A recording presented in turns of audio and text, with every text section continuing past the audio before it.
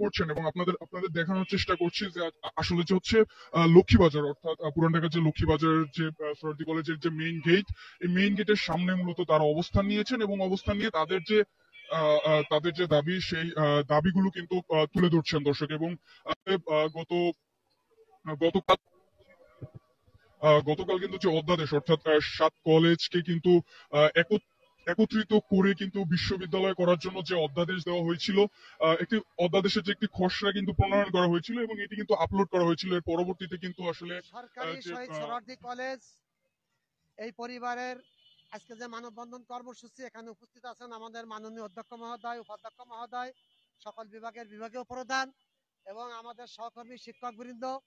আমরা আজ এই কলেজের মানববন্ধন থেকে আমরা মূলত 11টা দফা পেশ করছি। দফা 1, 7 কলেজের নাম বা কাঠামো পরিবর্তন করে কোনো অনুষদে অথবা স্কুলে রূপান্তর করা যাবে না, অর্থাৎ কলেজ কাঠামোর মৌলিক রূপ ভেঙে অনুষদ ভিত্তিক শিক্ষা ব্যবস্থা চালু করা যাবে না। 2, কলেজের লোগো সহ স্থাবর ও অস্থাবর সকল সম্পত্তি স্ব কলেজের নামে অক্ষুণ্ণ রাখতে হবে। কোনোভাবেই জোরপূর্বক এসব সম্পদের মালিকানা প্রস্তাবিত কেন্দ্রীয় বিশ্ববিদ্যালয়ের নামে হস্তান্তরযোগ্য নয়। 3, বর্তমানে পাঠদান করা হয় না এমন কোনো নতুন বিষয় সংযোজন করে শিক্ষার্থীদের অযথা ভোগান্তিতে ফেলা যাবে না। 4, বিদ্যমান কোনো বিষয় বিয়োজন করা যাবে না, বিশেষত আরবি ও ইসলাম শিক্ষা বাদ দেওয়ার চেষ্টা ইসলাম বিদ্বেষের শামিল এবং তা কোনোভাবেই গ্রহণযোগ্য নয়। 5, প্রয়োজনে কেন্দ্রীয় বিশ্ববিদ্যালয়ের ক্যাম্পাস অবশ্যই পৃথক স্থানে প্রতিষ্ঠিত হতে পারে।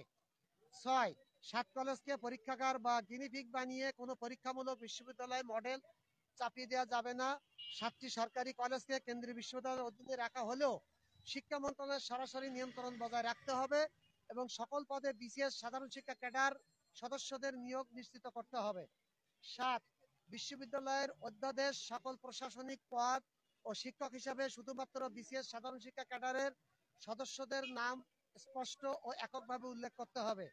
8, 7 কলেজ সরকারের বিধিবদ্ধ প্রতিষ্ঠান হওয়ায় এবং সাংগঠনিক কাঠামো পরিবর্তনের পূর্বে সংশ্লিষ্ট মন্ত্রণালয় মতামত গ্রহণ ও যুক্তি করা যাচাই করা আবশ্যক।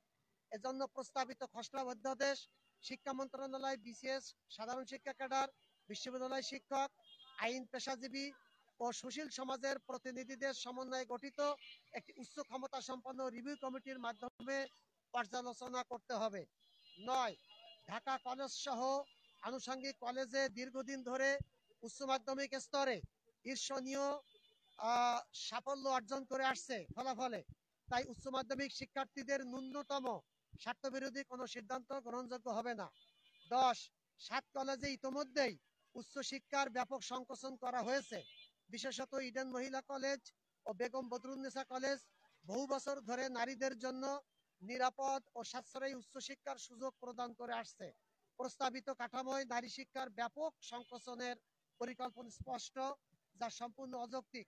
11, 7 কলেজে কর্মরত কোনো কর্মচারীর চাকুরি বা অন্য কোনো স্বার্থ ক্ষুণ্ণ করা যাবে না। আমাদের এই মানববন্ধন থেকে সকলের পক্ষ থেকে আমরা আজকে 11 দফা পেশ করলাম।